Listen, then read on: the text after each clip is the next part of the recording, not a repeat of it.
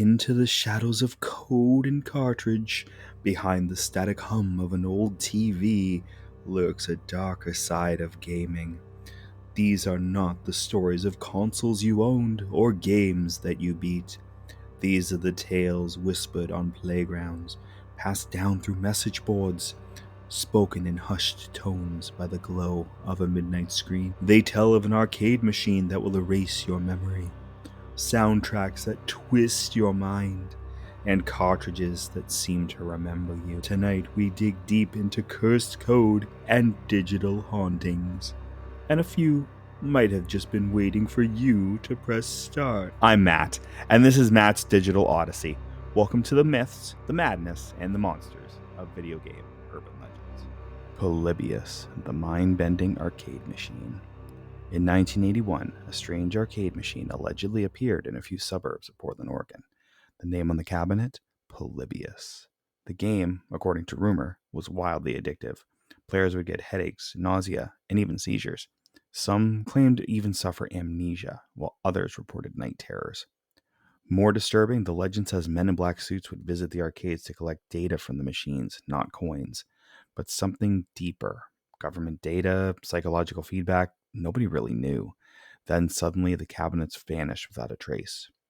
Most researchers chalk it up to an urban myth, maybe a conflation of actual events, like FBI raids on arcade cabinets that were used for gambling, mixed with the fear of video game addiction. But still, to this day, people swear that they remember seeing it. And that's the thing about Polybius. No one's ever found one. But it feels like we did. Lavender Town, that soft, eerie tune from the original Japanese Pokemon Red and Green. In 1996, rumors began spreading that this track caused children to experience depression, insomnia, and even die. The claim was that the high-frequency tones were unbearable to the younger ear, creating discomforts adults just simply couldn't detect. The myth says that the original game featured a version of the music that was altered after a spike in incidents, completely hushed by Nintendo. Screenshots of glitchy Pokemon, distorted sprites, and unreadable Pokédex entries began to surface. One particular version features a ghost that simply says, "Leave now." While no deaths were ever confirmed, and the audio changes were just probably likely normal development, Lavender Town remains the only song in the franchise that still makes people feel genuinely uneasy. It's less myth and more emotional truth. Sonic.exe, the game that watched you. The story of Sonic.exe begins with a gamer who received a burned disc from a friend. On it was a hacked version of Sonic the Hedgehog. But this Sonic has glowing red eyes. He appears suddenly with a message, "I am God." The game progresses through familiar levels, but they're twisted. Backgrounds filled with corpses, music slowed and reversed. Characters like Tails and Knuckles appear terrified before being killed off in graphic, glitched out scenes. And then it gets personal. The game begins addressing the player by name, despite no setup at the beginning. It knows your files, and it speaks directly to you. Now here's the fun part. I love this story so much that I actually made a physical version of Sonic.exe. I flashed a ROM onto an old Sonic card and created my own creepified version of the case. I still have it, and yes, I still won't play it at night. Ben Drowned, the haunted cartridge. In 2010, a user posted a story on 4chan about a haunted copy of The Legend of Zelda Majora's Mask. Bought it at a garage sale, and the save file only said Ben. When he played it, the game was broken. Link moved strangely, music played backwards, and text boxes read things like, "You shouldn't have done that." The moon's face was warped, not like it normally is, always smiling and always watching. Then things escalated. The game began to affect his computer, spawning images, videos, and logs that just shouldn't exist. Ben Drowned became one of the first gaming creepypastas. Kill Switch, the game that deleted itself. Released, allegedly, by a Soviet company in 1989, Kill Switch was a simple PC game where you played as a girl named Porto in a dark underground facility. The catch, you could only play it once. Beat the game and it deleted itself permanently with no trace left behind. Only 5,000 copies supposedly exist. And when one turned up on eBay years later, the buyer paid $733,000 and never released any footage of it. No one knows if Kill Switch ever existed, but the story has been told and retold in documentaries, indie horror forums, games, and academic papers as a digital ghost story of erasure. The origin of the story likely comes from an internet hoax or a viral short story posted on Something Awful, which became a hotspot for creepypasta experiments. Herobrine, the Minecraft Watcher. A figure in Minecraft identical to the default Steve skin, except glowing white eyes. He builds pyramids in the distance, digs tunnels under your base, always watching. The first mention of Herobrine appeared in a creepypasta posted in the Minecraft forums, detailing a player's strange encounters with a mysterious figure in single-player mode. Mojang's developer Notch even commented that Herobrine wasn't real, but admitted he had a brother once. He also added, "He's no longer with us." That comment only deepened the myth. Players began posting screenshots and stories, and the myth grew and grew. Mojang denied its existence, but the developers leaned in, adding "removed Herobrine" to patch notes multiple times. It's not real, but it didn't stop entire servers from banning the name Herobrine.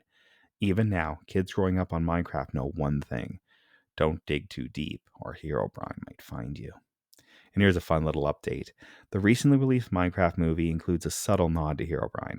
It's quick. When all the characters have a nightmare sequence, Jack Black's character appears with glowing white eyes, a clear wink to Herobrine.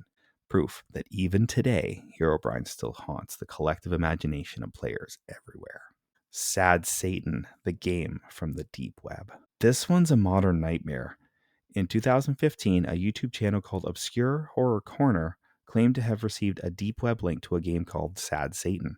The footage showed a claustrophobic first-person corridor game filled with disturbing audio, reversed children's voices, political speeches, and flashes of real-world gore and abuse imagery. The origin of Sad Satan is murky. The uploader provided a corrupted link to the game, sparking theories that the real version contained illegal material.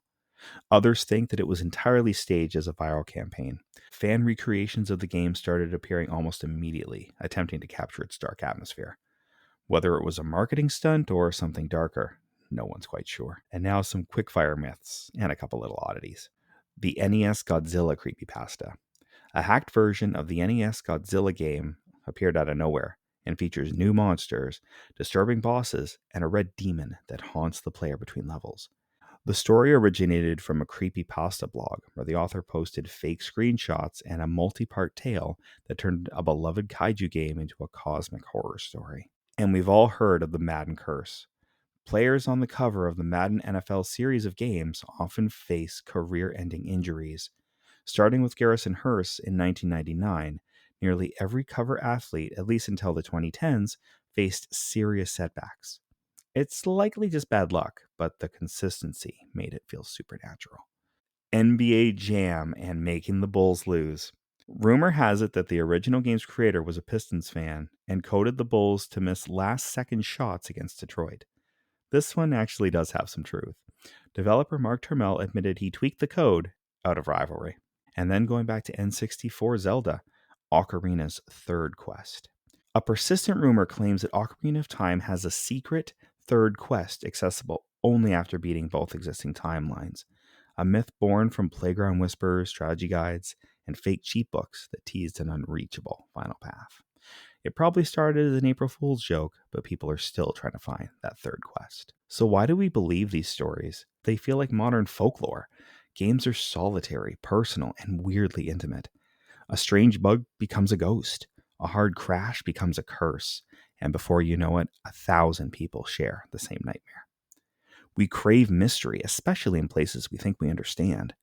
So next time you boot up that childhood favorite and something just feels a little off, just remember, some myths want to be played. And that concludes this episode of Matt's Digital Odyssey.